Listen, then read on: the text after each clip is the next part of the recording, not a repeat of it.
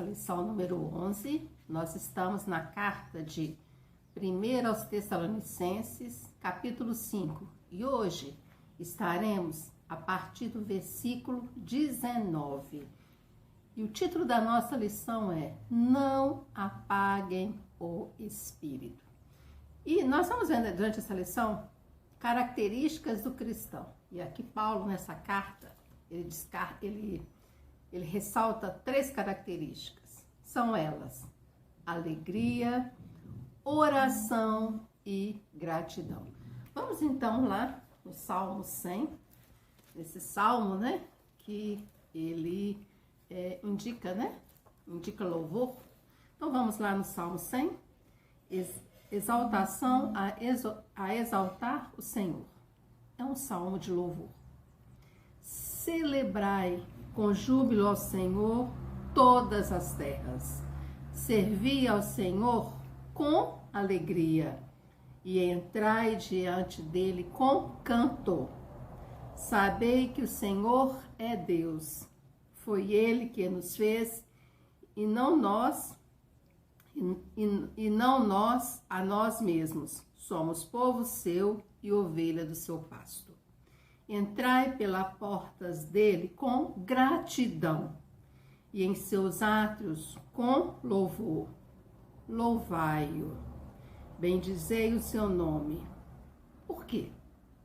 Porque o Senhor é bom e eterna a sua misericórdia, e a sua verdade dura de geração em geração.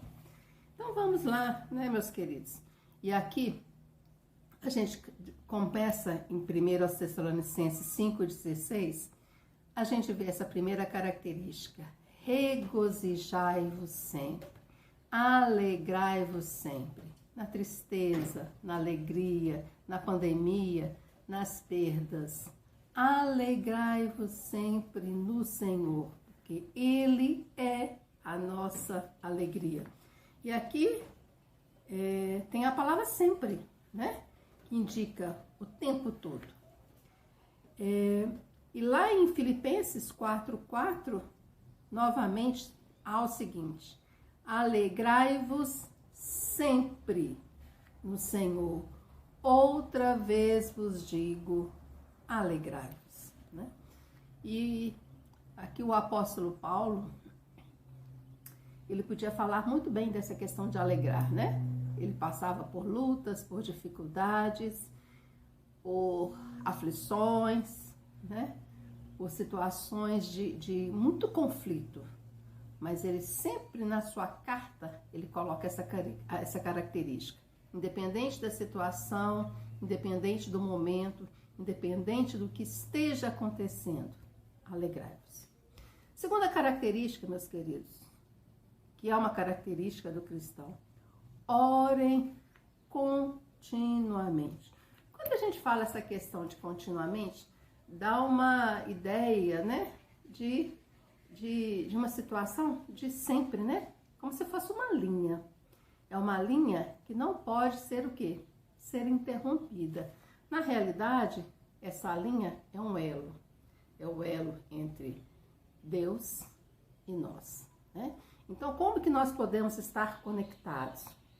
Estar conectados diariamente, continuamente, através da oração.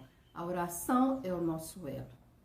E lá em 1 Tessalonicenses 5,17, ele fala, orai sem cessar, né? Aqui, ele também volta com essa ideia de sempre, todo dia, toda hora, né? E também aquela ideia de ter um tempo separado, ter um momento separado para a gente lançar, né? Nos braços do Pai. Eu gosto dessa ideia, essa ideia de lançar, né? Lançar nos braços do Pai. Com as nossas aflições, com os nossos problemas, com os nossos sonhos, com os nossos projetos, né? Essa ideia de entrega total. E a terceira característica do cristão: deem graças em todas as circunstâncias. Gratidão. Essa palavra tá tão comum ultimamente, né? a gente vê sempre nas mensagens que são passadas, sempre vem aquela ideia de gratidão, né? E essa é uma característica do cristão. Essa é uma característica que nós temos que tomar posse dela. Em tudo, dai graças, porque essa é a vontade de Deus em Cristo Jesus para convosco.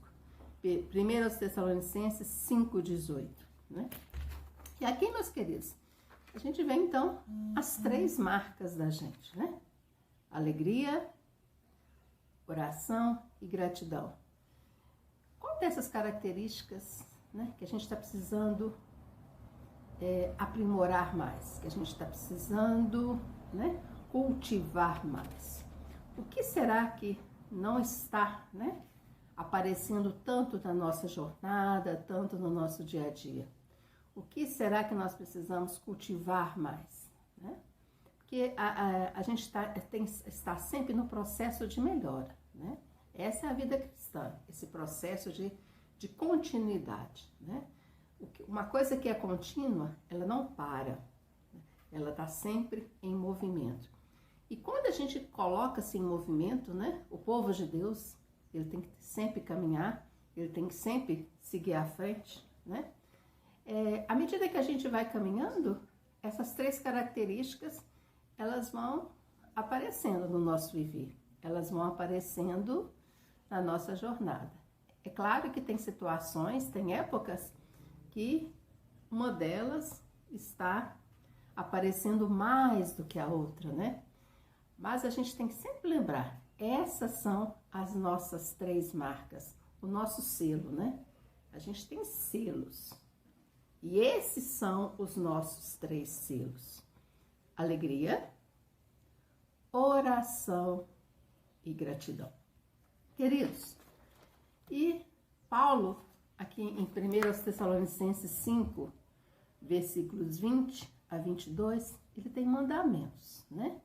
Quando a gente fala a palavra mandamento, dá a noção de ordem, dá a noção de algo que tem que ser o quê? Que tem que ser feito, né? Querendo ou não, é uma sensação que tem que ser feita. E aí, nós vamos então ler esses versículos 20 a 22. E aqui diz o seguinte: não desprezeis as profecias, examinai tudo, retende o bem, abstende-vos de toda aparência do mal. E é interessante aqui quais são os mandamentos, quais são as ordens.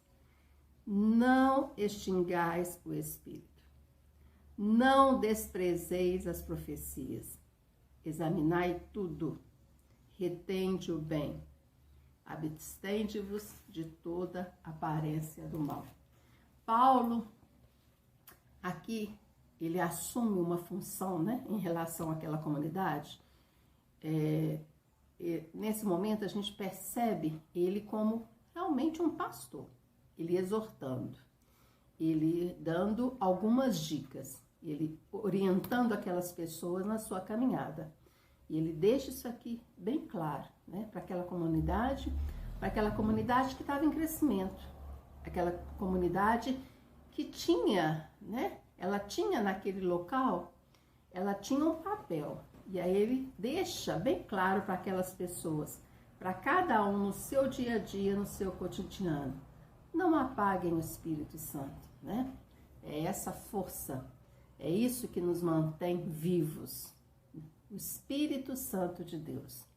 Não desprezais as profecias, aquilo que foi falado, aquilo que foi dito, né? Isso é uma realidade. Pode, em algum momento, as coisas não estarem claras, ou a gente não está entendendo, ou a gente não quer entender.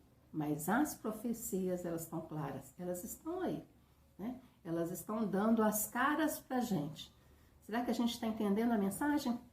Será que mediante todas as profecias que estão acontecendo, que estão se concretizando, qual é a nossa atitude? O que temos feito, né? Qual é o nosso papel? Como temos nos preparado? Julguem todas as coisas. Aqui é interessante como Paulo, ele fala da questão do espírito crítico, né? cristão tem que ter o espírito crítico. Ele tem que receber as coisas e tem que filtrar. Ele tem que fazer uma análise. Ele tem que separar o que é bom do que é mal, o joio do trigo. Então, Paulo fala muito bem isso. Olha, julguem, analisem, critiquem, né? Separem o que é bom para vocês. Separe o que é bom e retenha o que é bom, né? A gente percebe hoje que a gente vê tanta coisa, né?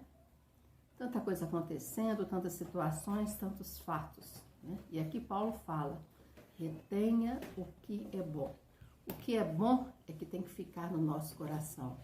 O nosso coração tem que estar o quê? Transbordando de alegria, né? Transbordando de coisas boas. E aqui ele dá ele fala um outro mandamento para aquela comunidade. Fiquem longe do mal. Afastem-se. Né? A gente vive num mundo em que ele jaz o maligno. Ele está totalmente contaminado. Mas nós temos que ficar longe dessas coisas, né? É claro que nós temos em nossa caminhada diversas pessoas. E muitas vezes algumas pessoas a gente percebe que não tem uma conduta, não tem um pensamento, não tem ideias que estejam de acordo com as nossas, né? Mas aqui prevalece o amor. A gente tem que amar essas pessoas, a gente tem que ter essas pessoas em consideração, mas a gente tem que separar. Tem que separar o que é dito do que a gente concorda, né? A gente vai sempre conviver com pessoas assim, mas sempre a gente tem que o quê? Ficar com o que realmente é bom. Ficar com o que realmente promove o nosso quê? O nosso crescimento. Né? E essa é uma palavra de Paulo. Em tudo isso, a gente percebe isso. Ele preocupa-se extremamente com o crescimento das pessoas. Ele fala, não parem, cresçam. Agora, para crescer, a gente tem que o quê? A gente tem que ter características, né? À medida que a gente vai crescendo, a gente tem que ter frutos, né? Que são aqueles frutos do Espírito. Esses frutos, eles têm que estar aí presentes na nossa caminhada. E outra coisa, assim como a gente tem as placas de trânsito, as orientações, né? Os sinais, Paulo também dá aqui alguns mandamentos, algumas setinhas. Ele vai indicando, né? O caminho das pessoas, o caminho das comunidades. E ele deixa isso bem claro. Façam isso e vocês vão ser felizes. E vocês vão ser o quê? Mais felizes. Meus queridos, vamos para o nosso momento de oração? Vamos orar sempre, né? Vamos interceder sempre. E vamos primeiro, né, agradecer a Deus pela vida. Estamos vivos. Sobrevivemos a essa pandemia. Estamos sobrevivendo a essa pandemia. Vamos dar glórias a Deus, né? Vamos louvar e agradecer a Deus. Porque esse é o propósito agora da nossa vida. Mostrar que Deus é bom. Ele é soberano. E Ele sabe o que é melhor. Vamos orar, meus queridos, pela nossa igreja. Pelos nossos desafios, pelos nossos ministérios, pelas pessoas que estão na liderança, pelas pessoas que estão desempenhando, né, alguns papéis, para que Deus possa estar levantando novas e novas pessoas para ajudar nessa caminhada. Essa caminhada, ela agora precisa de novas pessoas. Ela precisa que outras pessoas, né, vão também para a linha de frente, vão também para ocupar esse papel, ocupar essa posição, né? A gente tem que estar sempre renovando. Igreja é assim. Então vamos pedir a Deus para que traga novas pessoas e para que, né, pessoas se despertem para esse trabalho. Vamos orar sempre pelas nossas famílias, pelas pessoas que fazem parte do nosso cotidiano, os nossos amigos, os nossos vizinhos, os nossos colegas de trabalho. Vamos orar, meus queridos, pelos dízimos e pelas ofertas. Vamos agradecer a Deus pela vida das pessoas que estão ofertando. E vamos interceder por pessoas que não estão tendo oportunidade, que estão com dificuldade, que estão desempregadas. Tem pessoas desempregadas e pessoas que estão precisando realmente que Deus abra as portas. Vamos orar, meus queridos, pelas crianças. Orar sempre pelas crianças. Ele é o futuro da nossa igreja, né? Para que Deus possa abençoá-las, abençoar os seus pais, para que os pais tenham sabedoria, né? Para educar essas crianças no caminho do bem. Vamos orar, meus queridos, pelos nossos missionários. Vamos orar por aqueles que estão semeando a palavra, para que Deus possa estar abençoando, consolando, confortando, né? Derramando bênçãos sobre essas pessoas, derramando bênçãos sobre os missionários. E vamos orar por esse processo que a gente está vivendo na nossa igreja, processo de sucessão pastoral, para que Deus possa trazer, né, aquele servo de Deus que realmente está no coração de Deus e que possa, né, acrescentar a Igreja Batista das Alterosas. Vamos orar por esse pastor e pela família desse pastor. Vamos já interceder pela família dele, né? Família desse futuro pastor.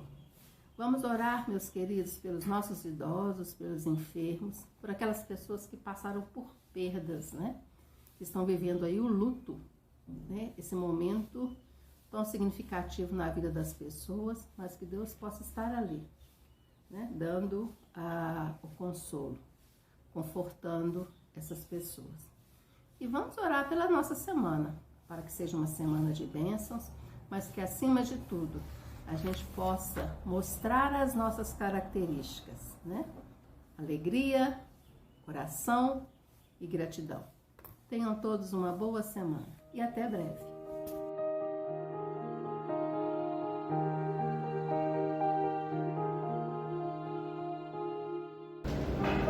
Jesus Cristo é a única esperança e com alegria cantamos a esperança em Jesus Salvador.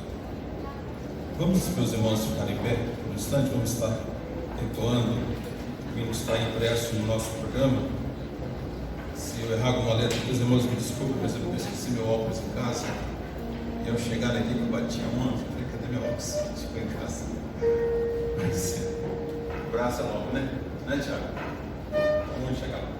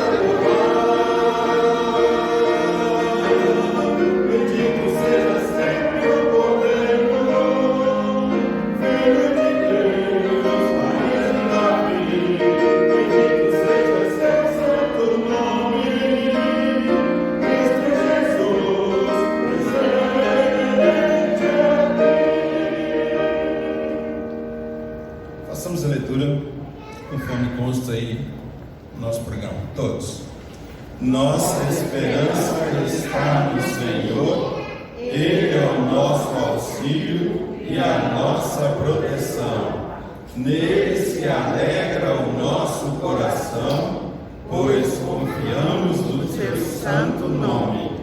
Esteja sobre nós o Teu amor, Senhor, como está em Ti a nossa esperança. Vamos entoar esse.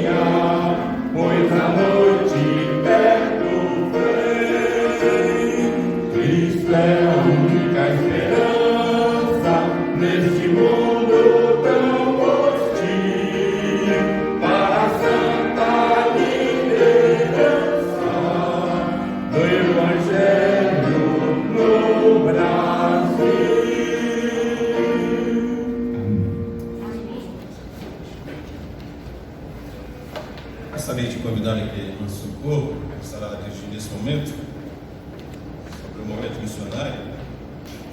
Bom dia, irmãos, graça e paz, amém? Louvamos o Senhor Jesus por mais uma campanha de missões nacionais. Campanha esta com um nome muito sugestivo para o tempo que nós passamos, não é mesmo? Que ainda estamos vivendo, mas com a graça de Deus superando todo esse tempo. E quando eu vi o primeiro encaixe que eu vi de missões nacionais, com o tema Jesus é a única esperança, esse tema eu falei, puxa vida, né? Quantos ano passado, quantos ainda estão morrendo sem saber quem é a única esperança, né? Porque não souberam que Jesus é a única esperança. E certamente, irmãos, o que nos sustentou do início da pandemia até aqui, o que tem nos sustentado quando nós todos esses anos para trás passamos e até agora, é Jesus, porque nós sabemos que Ele é a única esperança, né? Mas também sabemos que existem muitas pessoas ainda que não sabem quem é a única esperança, mas que precisam. Para isso, nós devemos, como igreja, apoiar, orar, contribuir com missões nacionais, para que pessoas possam saber quem é a única esperança. Nós não podemos colocar os vídeos que a gente invente, porque a gente não está montando, mas ao decorrer dos domingos nós vamos ter outras programações, tá? Para que os irmãos então possam participar diretamente também desse momento de campanha de missões nacionais. Os irmãos têm acompanhado, talvez, né, que Missões Nacionais lançou agora o Caminhão do Sertão, não é isso? Já. E eu estava olhando o dia que foi o lançamento, né? O pastor Fernando Brandão fez esse lançamento via Instagram. E os desafios que tem pela frente, eles vão estar aqui no período de 12 a 19 em Minas Gerais. Então vamos orar por este novo projeto que Missões Nacionais tem. A gente sabe que é um desafio sustentar este projeto, não vai ser fácil. Mas certamente que o Senhor tem dado graça, né, ao pastor Fernando Brandão, que tem comandado missões nacionais e continuará dando. Mas eu serei breve, para que então, depois o pastor Tiago e a Isabel comandem esse momento. Vamos falar então o nosso tema de missões nacionais, bem forte, com a certeza de que realmente Jesus é a nossa única esperança. Jesus Cristo é a única esperança. Eu estou achando que os irmãos tomaram um café um pouquinho fraco hoje. Vamos falar mais forte? Jesus Cristo é a única esperança. Agora ficou bonito, né, irmão? Vamos recitar nossa divisa que se encontra em Atos 4:12. Não há salvação em nenhum outro, pois debaixo do céu não há nenhum outro nome dado aos homens, pelo qual devamos ser salvos. Atos 4:12. Então nós vamos cantar o hino 603, né? 603. E depois eu vou passar já o momento do Tiago e Isabel, que vão estar comandando o nosso momento de oração pelo Brasil. Amém?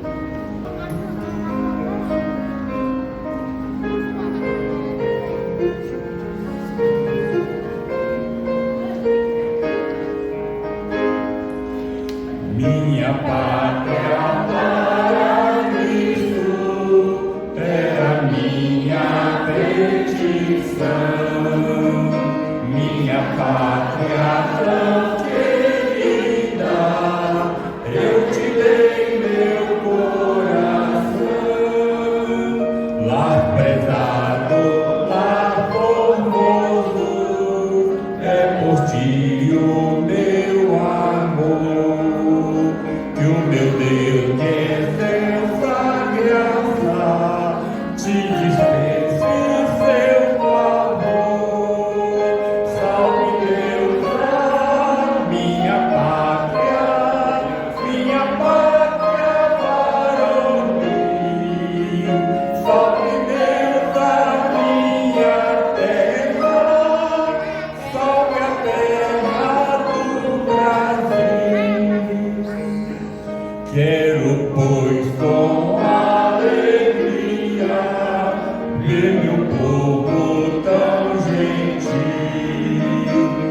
aceitando o Evangelho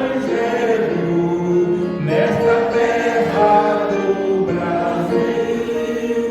Brava gente brasileira, longe batemos servir, ou ficar a pátria salva, ou morrer pelo Brasil. Salve Deus, minha pátria varonil. Salve Deus, minha terra, salve a terra do Brasil.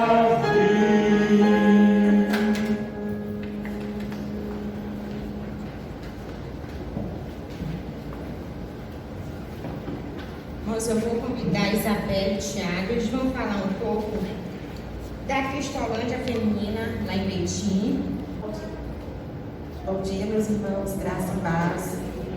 Uma alegria para nós poder estarmos aqui nessa manhã com os irmãos, podendo compartilhar um pouquinho do que o Senhor tem feito nos campos missionários, em que missões nacionais tem atuando, e principalmente na Cristolândia, né, que é o nosso campo, é onde Deus nos chamou e temos atuado. Primeiro a gente quer deixar um abraço da nossa família para os irmãos, né? Para nós é uma alegria poder ser membro, eu e o Thiago sermos membros aqui da igreja.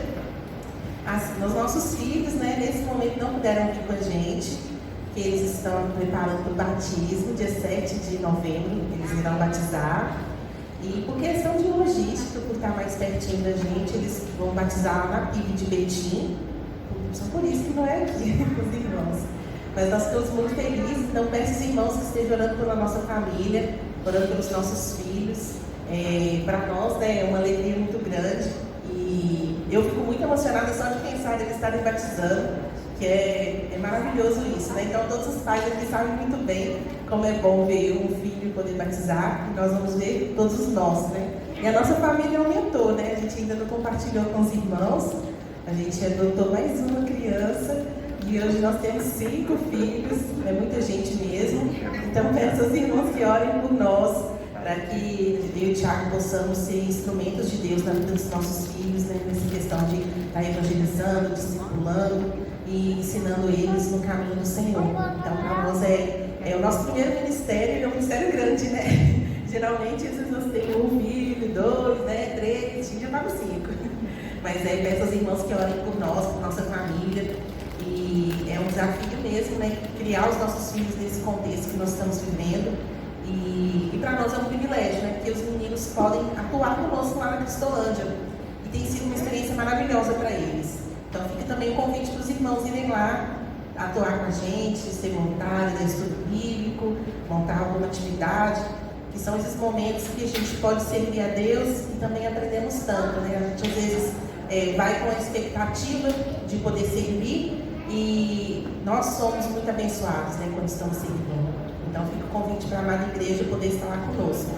E nessa campanha é um momento muito bom, muito propício, né, para a gente poder estar com esse tema, né? Jesus Cristo é a única esperança. Nós temos um contexto que, no nosso caso, está passando por muitas dificuldades, muitos conflitos, muitas situações que não só questão política, mas em várias áreas. E missões nacionais têm sido um instrumento de Deus. Como o Socorro falou, uma resposta de oração que ano passado tanto empenhamos que se tornasse realidade, que é a carreta missionária, que vai ser o novo sorriso no sertão, que vai estar atuando, evangelizando e cuidando das pessoas mais necessitadas. E para a glória de Deus, essa carreta veio, ela é real. Como a irmã Socorro falou, ela estará aqui em Belo Horizonte, nos dias 12 a 19 de outubro. Assim que a gente tiver a programação certinha, né, de qual igreja, onde que ela vai ficar estacionada, como que vai ser essa atuação, onde que vai realmente poder fazer alguma coisa, porque o objetivo dela, ela já está fazendo o trajeto, que eu até mandei no PowerPoint para os irmãos poderem ver o mapa de onde a carreta está passando. E ela vai já está realizando atividades sociais também e evangelísticas, principalmente. Então, nesse período que ela estiver aqui em Belo Horizonte, então a gente comunica para os irmãos quando a gente tiver essa notícia da programação que será realizada aqui em BH, e aí para a igreja poder ir, poder indicar outras pessoas, se os irmãos não puderem ir, mas poder direcionar alguém, voluntários também, nós estamos precisando de voluntários na área da saúde, para atuar na carreta, então os irmãos podem nos procurar, quem tiver essa disponibilidade de poder nos ajudar. Às vezes não o irmão, mas tem alguém que pode atuar, e até mesmo uma pessoa que é não cristã, poder ir lá, ter a oportunidade da gente ter profissionais da área da médica, na área da saúde, estarem lá com a gente na carreta missionária e serem evangelizados e também serem ganhos para Cristo, né? Então é um presente poder ter esse momento. Então vou passar a palavra para o Tiago e fica aqui a nossa gratidão pelos irmãos estarem sempre orando, estarem conosco, segurando as cordas, e depois os irmãos poderem ir lá com a gente na Cristolândia. O Tiago vai explicar um pouquinho mais. Obrigada.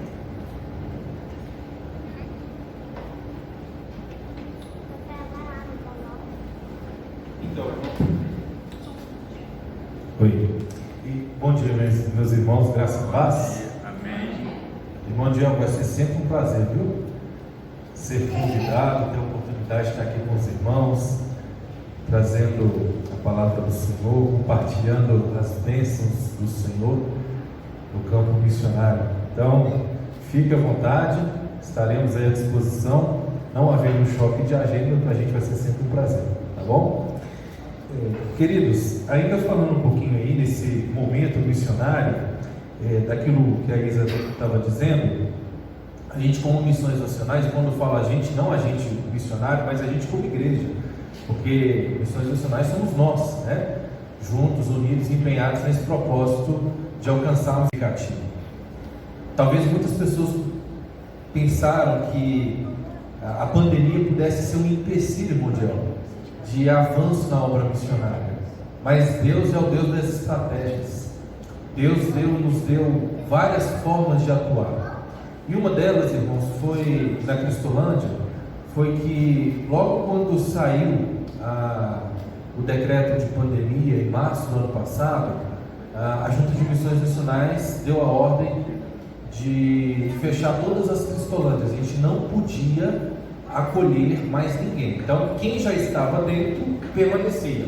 E quem não estava, não entrava mais. Então nós ficamos durante 100 dias dessa maneira, sem poder acolher novas pessoas e só trabalhando com aqueles que já estavam conosco. E eu falo para os irmãos que isso foi um desafio muito grande. Por quê? Porque até a própria equipe missionária não podia estar entrando no projeto. Eu fiquei 100 dias em casa, fazendo um trabalho todo virtual. Então era estudo bíblico virtual, era aconselhamento, era discipulado, tudo online. Eu falo para os irmãos que o nosso trabalho dobrou diante dessa realidade do virtual, né? A gente às vezes acha que vai facilitar, a coisa dobrou a demanda, a forma de atuar. Então nós atuamos dessa forma estratégica. É bem verdade que os desafios também aumentaram.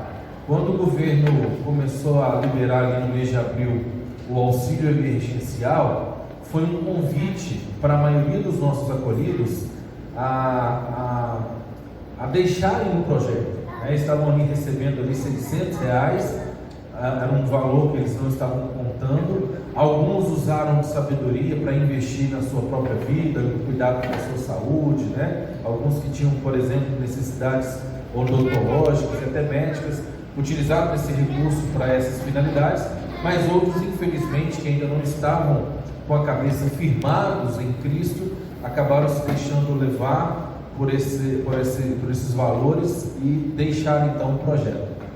Como eu falei para os irmãos, foi algo muito desafiador lidar com isso, lidar com essa realidade.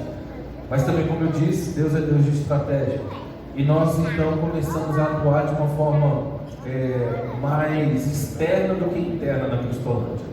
Só para os irmãos terem uma noção, durante esse período da pandemia, nós fizemos um trabalho de atendimento à comunidade fora da Cristolândia. Então, famílias em vulnerabilidade social, que encontram-se em torno das unidades da Cristolândia, foram atendidas pelo projeto. Os irmãos se lembram da campanha que nós fizemos no ano passado, inclusive os irmãos participaram fortemente com o envio de cestas básicas, não sei se os irmãos recordam, e muitas famílias em torno das Cristolândias foram abençoadas. Só para os irmãos terem uma noção, nós ano passado fizemos a entrega, durante na verdade 14 meses, esses 14 meses de pandemia, foram 721 cestas básicas distribuídas para a honra e glória do nosso Senhor. E é interessante pensar que não é só a entrega do alimento, há sempre uma intencionalidade por trás disso. Então, são 721 famílias onde a gente teve acesso e fizemos ali uma evangelização, um contato de pré-discipulado, nós fizemos ali uma rede de intercessão.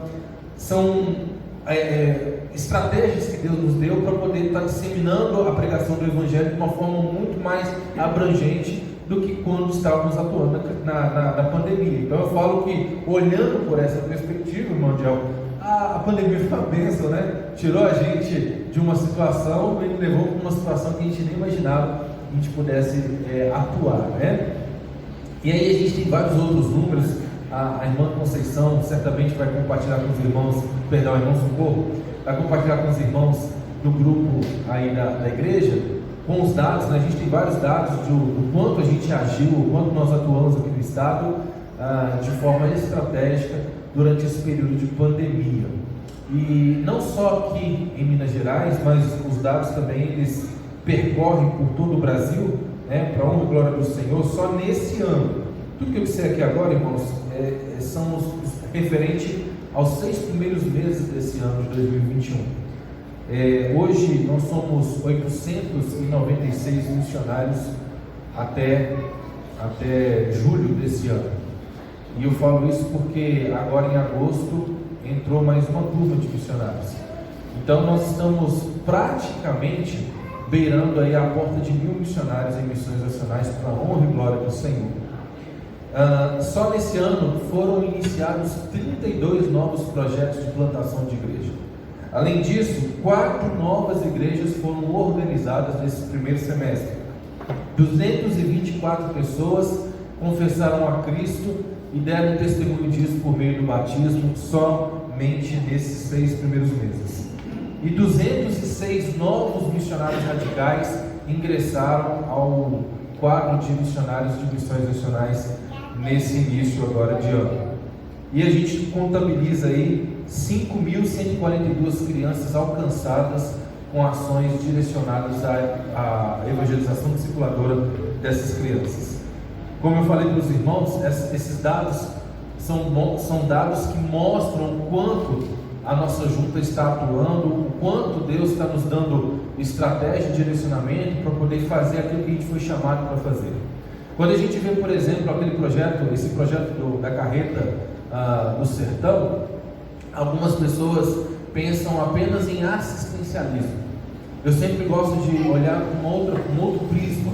Eu sempre enxergo, assim como a Cristolândia, assim como o projeto Cristolândia né? Sempre como uma estratégia de alcance. Porque o apóstolo Paulo nos ensina, né, quando ele escreve a sua primeira carta aos Coríntios, ele fala que fiz-me de tudo para com todos, para que de alguma forma pudesse alcançar alguns. Não é uma única estratégia. Deus dá uma multiforma para a gente poder atuar e trabalhar, várias maneiras para a gente poder alcançar o mesmo objetivo. E pela graça de Deus, como por exemplo está acontecendo lá no Amazonas, né, o barco missionário tem sido uma grande ferramenta de evangelização nas comunidades ribeirinhas. Para a honra e glória do Senhor, esse ano a gente tem a nossa carreta missionária que vai alcançar o sertão nordestino do nosso país, alcançando essas pessoas, né? Mais de 77 mil pessoas estão na extrema linha de pobreza ali no sertão brasileiro. Isso é o que Deus está nos permitindo fazer como povo batista, como agência missionária que somos, como igreja do Senhor. Por isso, todas as vezes que a gente vê essa mobilização de campanha de missões, a gente não pode deixar que o nosso coração se esfrie. Pelo contrário, nossa igreja hoje tem um alvo de 5.000, mas a gente sabe que nós temos um potencial para muito mais, principalmente porque nós não estamos falando de dinheiro, estamos falando de recursos que vão ser usados para vidas serem transformadas. os irmãos podem ver que cada centavo, cada oferta que está sendo empreendida nessa obra está sendo muito bem utilizada para a honra e glória do Senhor. Que Deus então consiga nos dar essa visão, para que a gente não perca esse foco, esse propósito, e sempre permanecer proclamando que Jesus Cristo é a única esperança. Amém? Muito obrigado. A gente compartilha um pouco mais no momento da reflexão. Irmão Valdir.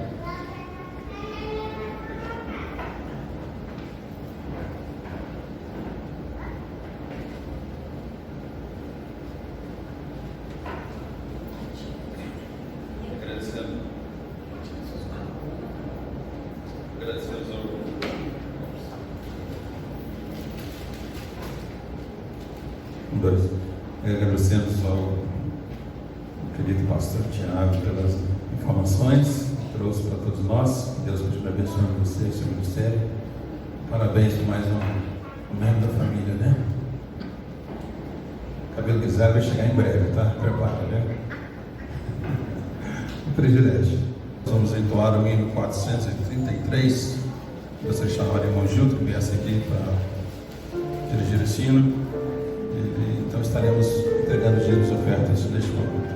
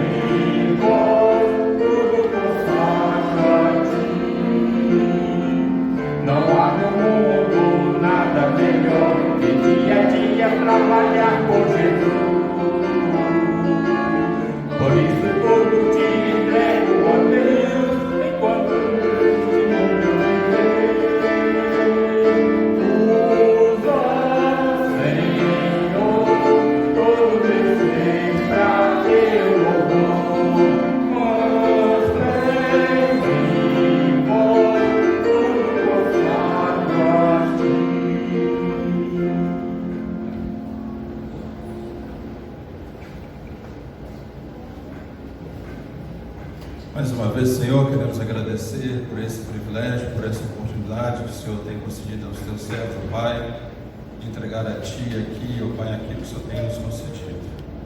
E, ó Pai, te suplicamos que o Senhor dê sabedoria, ó Pai, aos que estarão na administração desses bens. Que seja tudo feito para a honra e glória do Teu santo nome. É assim que oramos em nome de Jesus. Amém.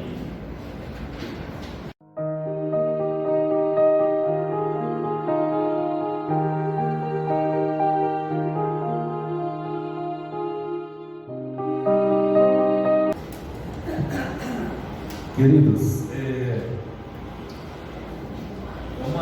uma honra, um prazer, um privilégio, e também eu me sinto uma responsabilidade muito grande em compartilhar a palavra do Senhor com os irmãos, porque na verdade eu aprendi isso com os irmãos.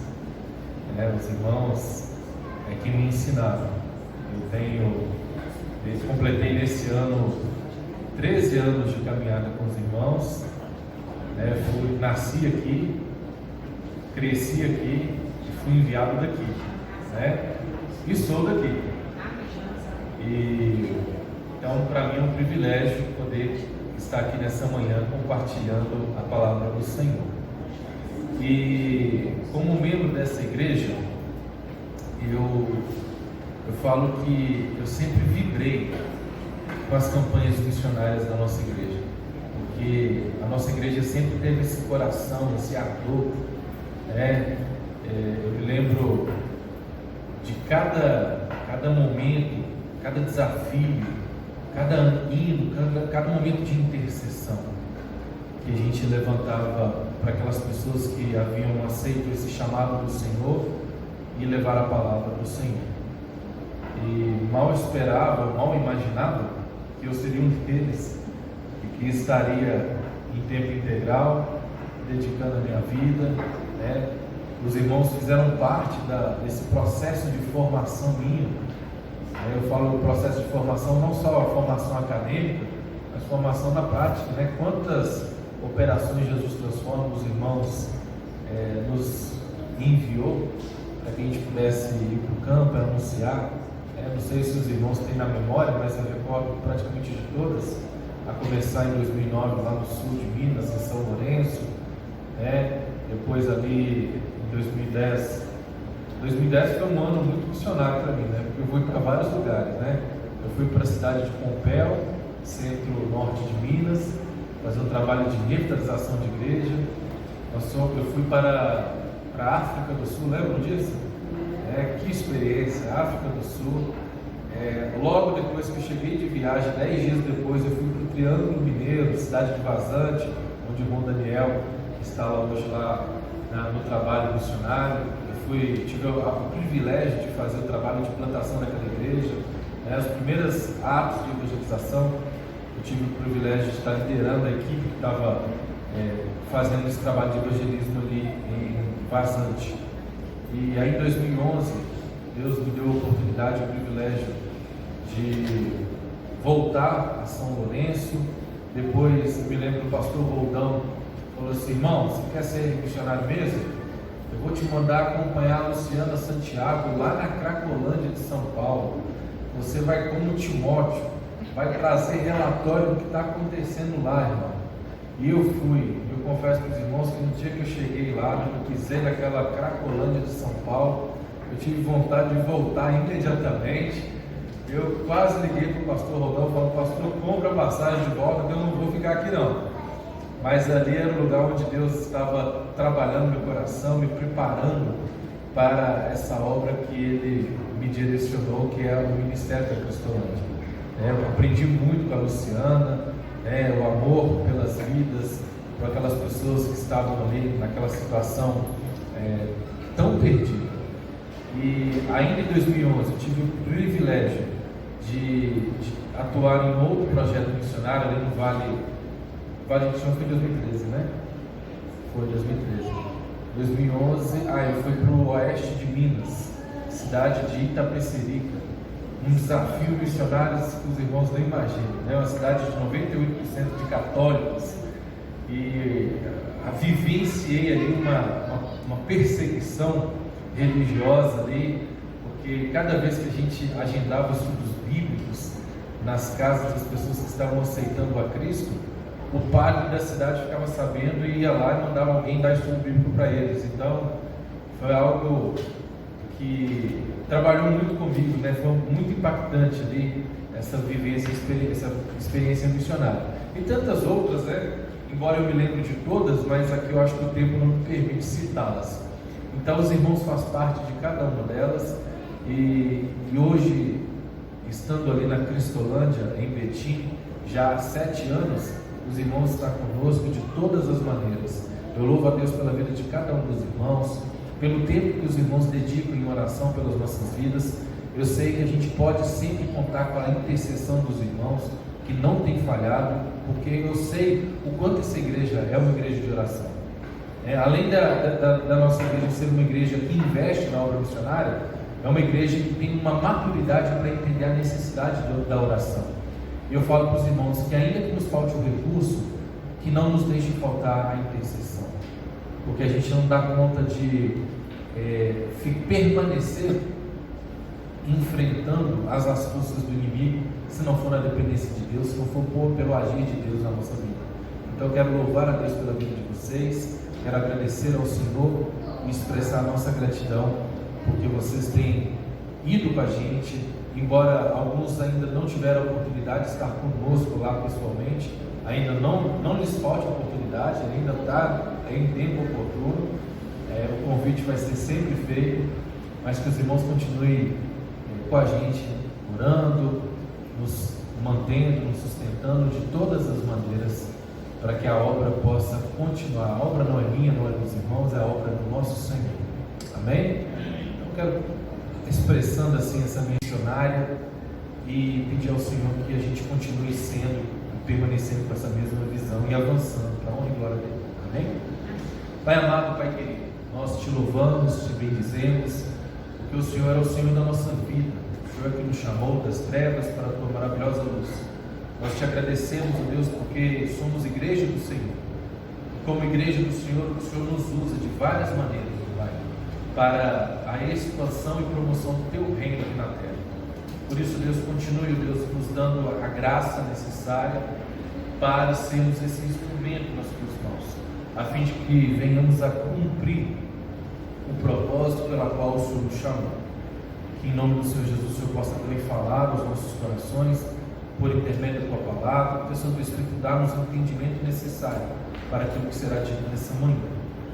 Graças te damos em nome do Senhor Jesus. Amém. Amém? Amém. 1965 foi o ano em que a Convenção Batista Brasileira lançou essa grande campanha de evangelização nacional. Jesus Cristo é a única esperança. Acredito que muitos dos irmãos lembram, como se fosse hoje, né? Como esse movimento acendeu o coração de muitos crentes naquela época, principalmente por conta do contexto em que o Brasil estava vivendo. Em 1964, a gente vê ali a ditadura militar se instaurando no nosso Brasil, aquela repressão, e ali as pessoas meio que desamparadas, vamos assim dizer, depositam fielmente e plenamente a sua fé em Jesus Cristo, crendo que não é fulano, beltrano, partido A ou B que seria a solução para o nosso Brasil, para o mundo. Na verdade, a solução é que Jesus Cristo é a única esperança. E os crentes saíram para as ruas nesse grande movimento de evangelismo, essa grande campanha, essa grande mobilização. E a gente tem nos anais da história vidas, muitas vidas que foram alcançadas por Cristo. Depois, em 1999, Missões Nacionais vem fazendo a sua grande campanha de mobilização de missões, usando esse mesmo tema: Jesus Cristo é a única esperança. Talvez não com a mesma proporção em termos de crise que nós estávamos vivendo em 64, mas 99 também foi um período desafiador para o nosso Brasil. E como diz a irmã Socorro, eu acho que nada é tão oportuno como chegarmos agora em 2021, ainda diante de uma pandemia mundial e diante também de uma crise política, onde o país inteiro está dividido entre B e L, né? Não é a A e B, B e L. O Brasil todo dividido, as pessoas tomando sim partido, como se isso fosse a solução. E a gente então vem, como aqueles que conhecem que a única solução é Cristo, anunciar para o Brasil inteiro: Jesus Cristo é a única esperança. Eu queria que a gente refletisse nessa manhã sobre essa temática. O texto que iremos compartilhar é o texto da nossa divisa, encontra-se em Atos capítulo 4, verso de número 12. E o contexto desse texto também é oportuno na nossa reflexão, porque era um momento onde a Igreja de Cristo estava iniciando e já logo nos seus primeiros passos, as resistências, as dificuldades, eu vou usar um termo aqui, né? Os levantes estavam acontecendo.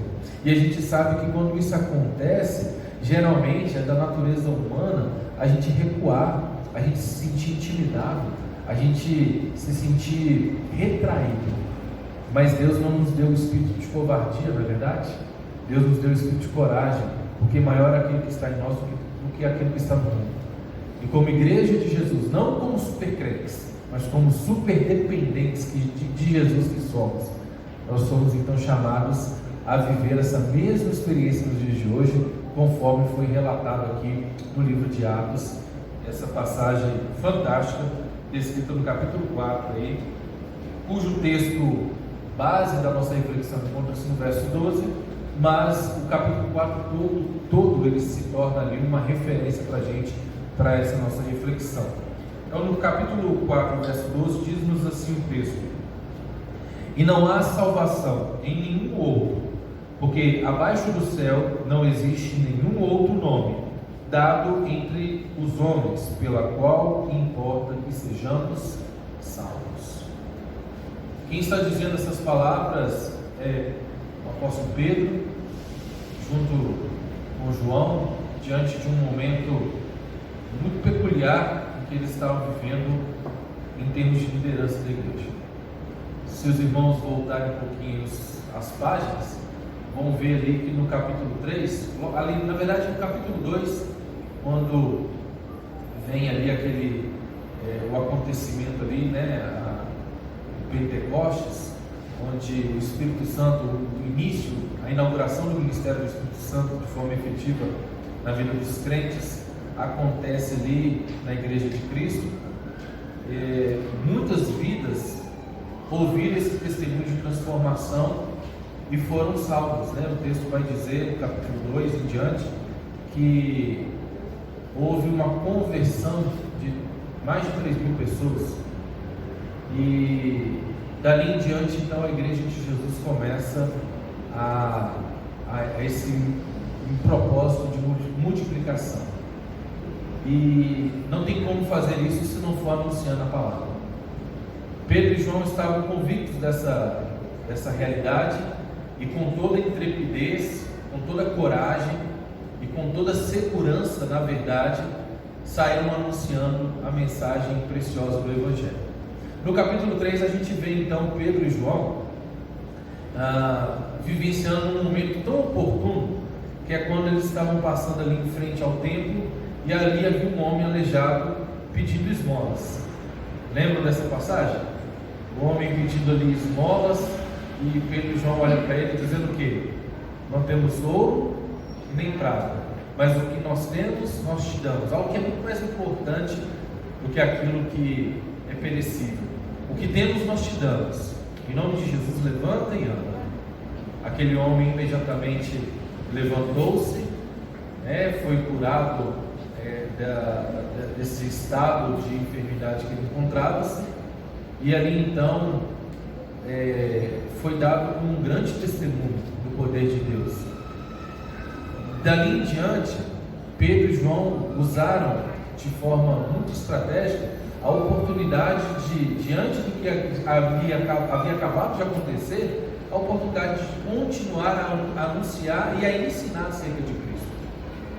É interessante pensar que as autoridades judaicas, religiosas judaicas da época, ficaram extremamente incomodadas com tudo que estava acontecendo, não só com o ensino e com a pregação, mas também com a repercussão do que aqueles homens haviam feito em nome de Jesus, a ponto de que logo no iniciozinho do capítulo 4, os judeus então,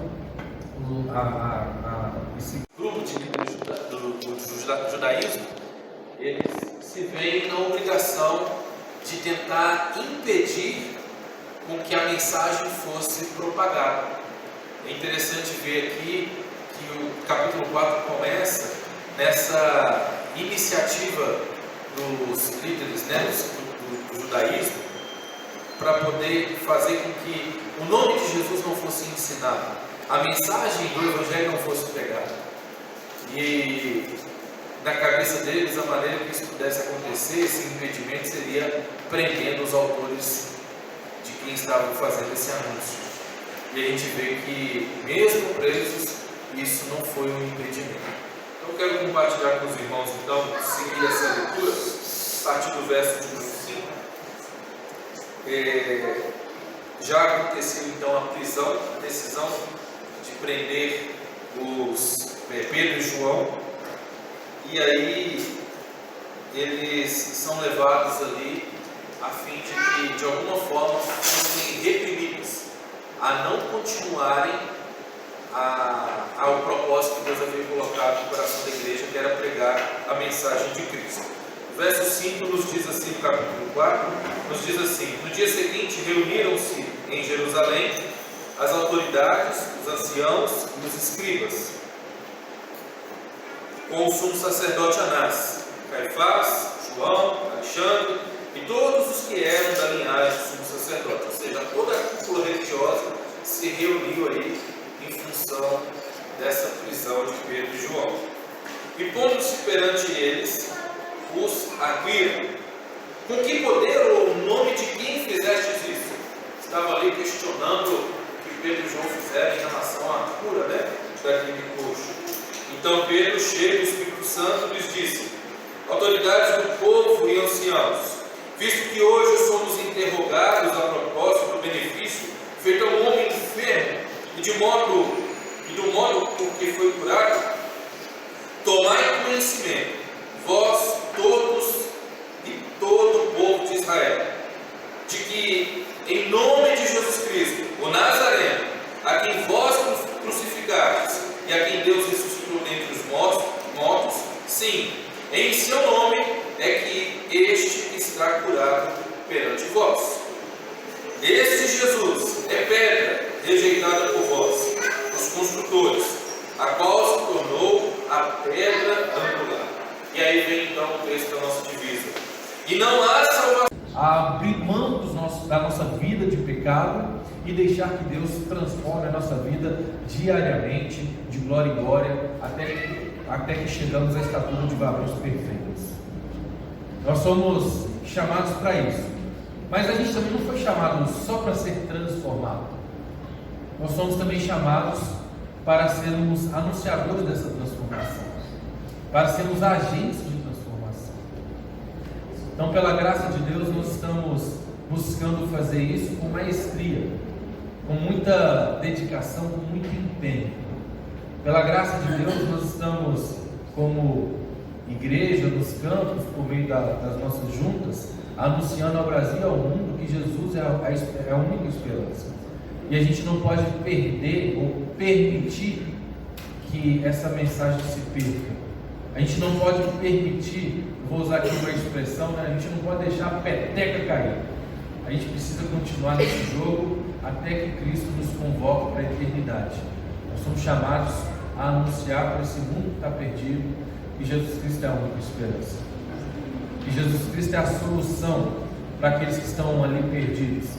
E é interessante pensarmos isso, irmãos, porque a pandemia, ela expôs uma realidade que talvez muitos de nós não queríamos enxergar. As pessoas vivem buscando satisfazer seus próprios prazeres, justamente porque não conhecem o prazer real que é servir a Cristo. As pessoas vivem querendo se anestesiarem de diversas maneiras, seja em drogas, ou seja em qualquer outra prática ilícita, justamente para poder deixarem de sentir a dor do que é viver uma vida sem Cristo.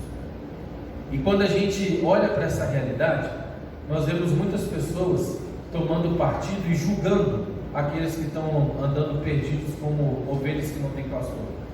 Mas Jesus, ele ensina para nós, como igreja, como discípulos, que o olhar que nós devemos ter para essas pessoas não é um olhar de julgamento, é um olhar de compaixão, é um olhar de misericórdia, é um olhar de identificar a realidade de cada uma dessas pessoas e ver que só estão assim porque ainda não entenderam ou ainda não conheceram de fato que Jesus Cristo é a única esperança, que Jesus transforma. Ainda não entenderam isso. Uma coisa é a gente ver essa mensagem estampada nas nossas camisas, outra coisa é isso entrar no coração das pessoas.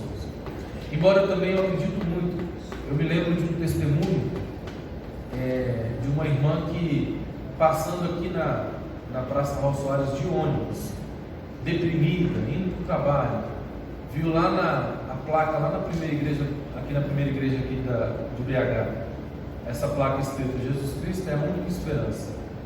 Olhou para aquilo e falou: Senhor, se o Senhor é mesmo a única esperança, eu quero o Senhor na minha vida.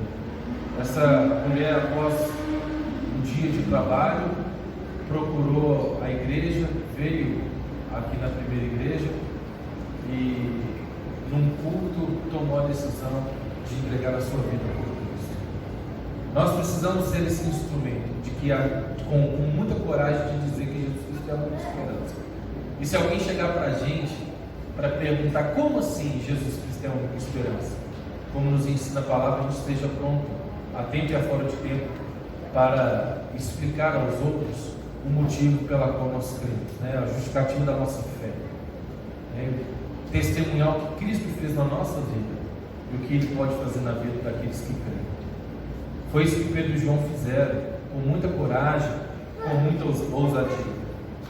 Tanto que o texto nos diz, no verso 13, que ao verem a intrepidez, essa coragem de Pedro e João, sabendo que eram homens iletrados, incultos, admiraram-se e reconheceram que havia eles estado com Jesus. Vendo com eles o homem que fora curado, não tinha que dizer em contrário, e mandaram sair do sinédrio, consultaram entre si, dizendo: o que faremos com esses homens? Na verdade, é manifesto a todos os habitantes de Jerusalém que um sinal notório foi feito por eles e não podemos negar. Mas para que não haja maior divulgação entre o povo, ameaçando-os para não falarem nesse nome, quem quer que seja, chamando-os, ordenaram que absolutamente não falassem e nem ensinassem em nome de Jesus.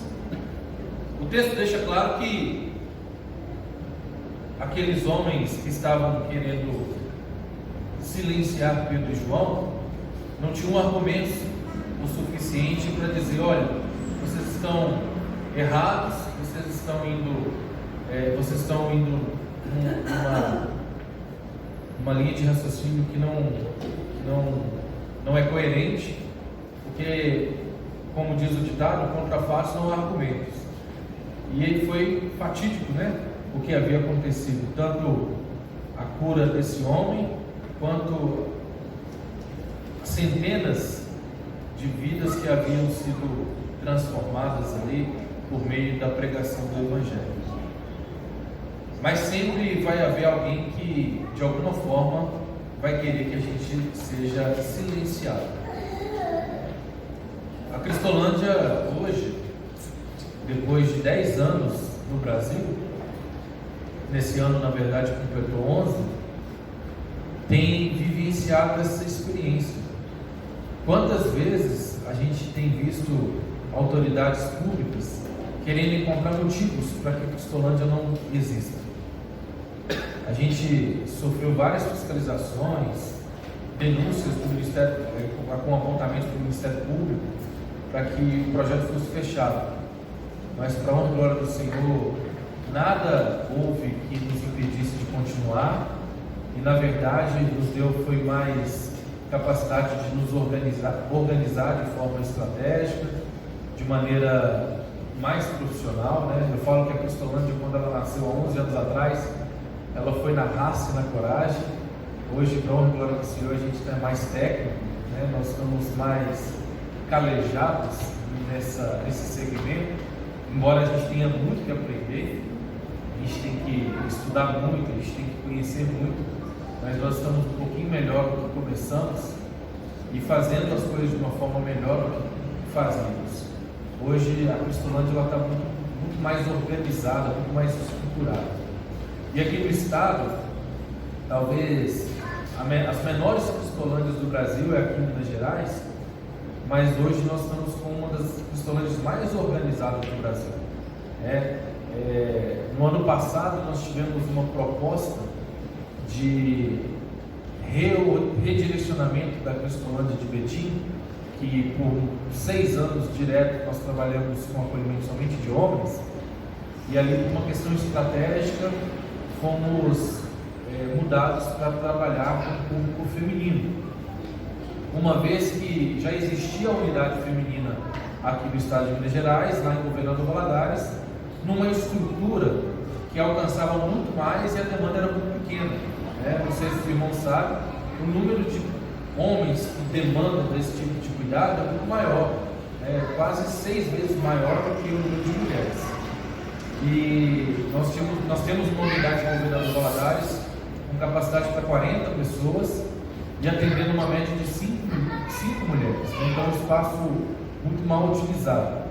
E aí, como uma forma estratégica, o Missões Nacionais alterou as unidades, né, passando Betim a tornar-se uma unidade feminina no finalzinho do ano passado, em dezembro do ano passado, para ser mais específico.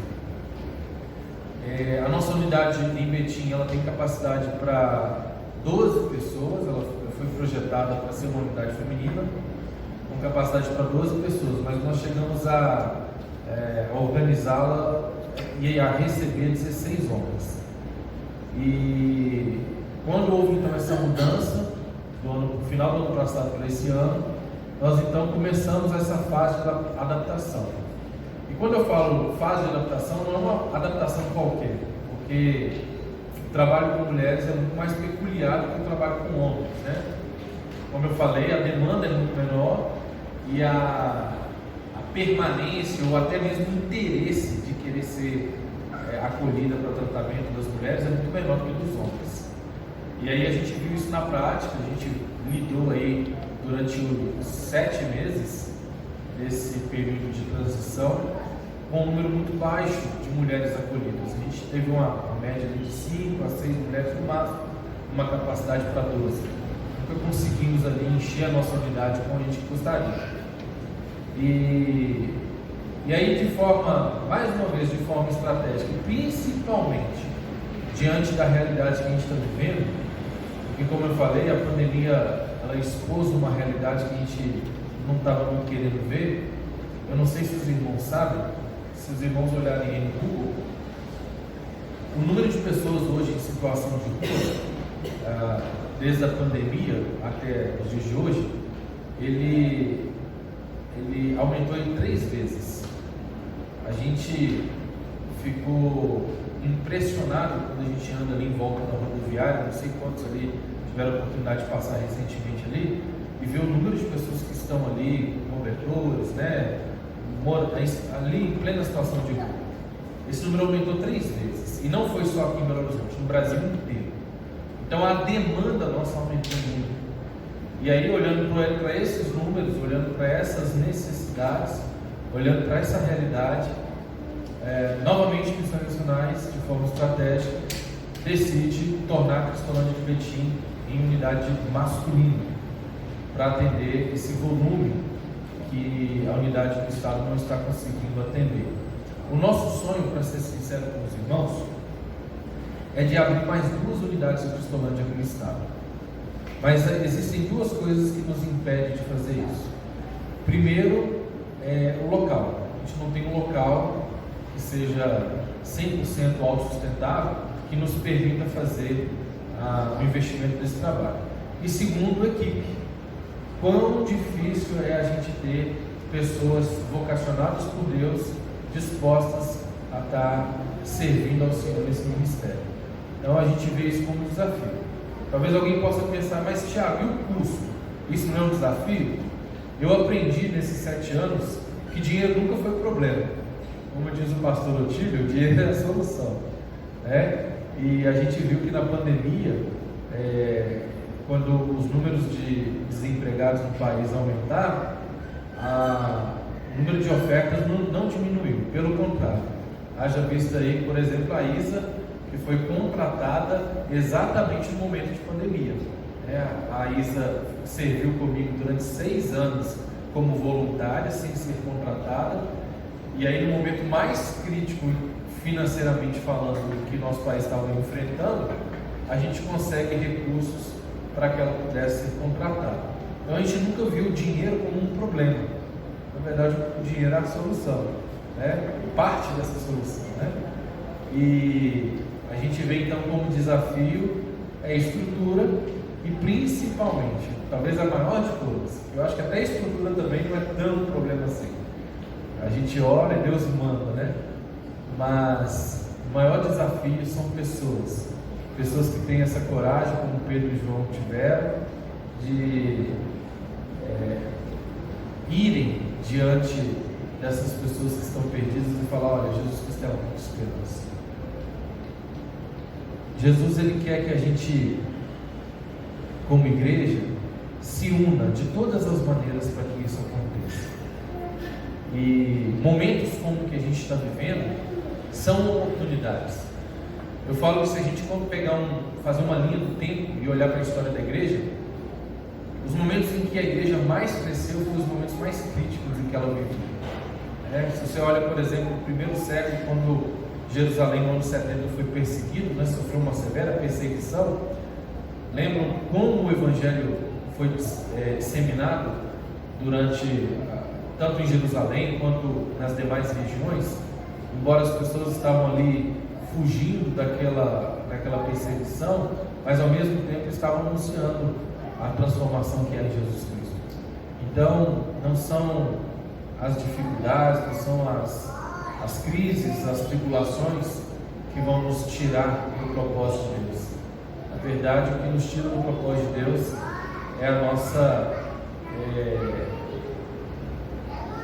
a nossa capacidade de não fazer nada, porque é uma escolha. Não fazer é uma escolha. Às vezes a gente acha que a gente precisa de muito para fazer. Não, a gente precisa da nossa vontade para fazer. Deus nos dá recursos, Deus nos dá estratégia, Deus dá direcionamento. Deus sempre direciona, porque é Ele que efetua em nós o querer realizar, e a obra dele, e a gente é só privilegiados de fazer parte disso. Eu quero então concluir essa reflexão dizendo isso. Com essa mesma coragem que Pedro e João tiveram de anunciar acerca do nome de Jesus, que a gente, como igreja de Jesus, tenha de chegar e investir na proclamação do reino. Quando eu falo investir, não somente financeiramente, mas de toda sorte de recursos que a gente puder, tanto recursos de intercessão, recursos pessoais. Todo investimento é necessário para o avanço e crescimento da obra do reino.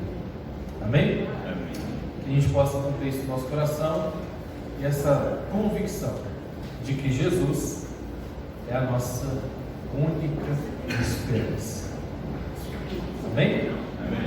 Vamos orar então mais uma vez?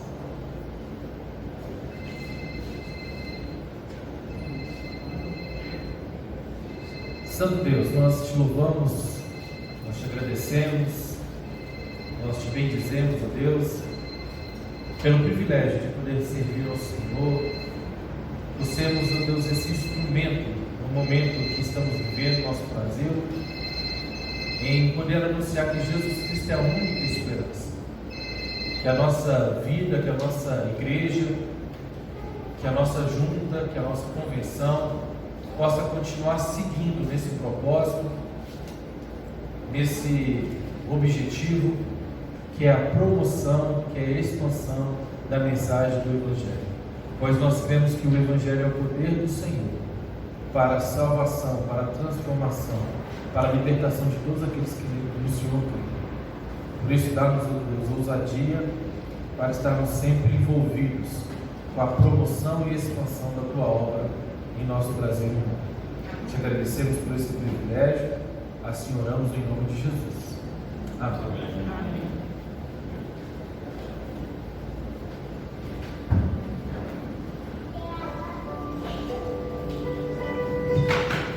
Convido os irmãos para se colocarem em pé nesse instante, nós vamos entoar o hino.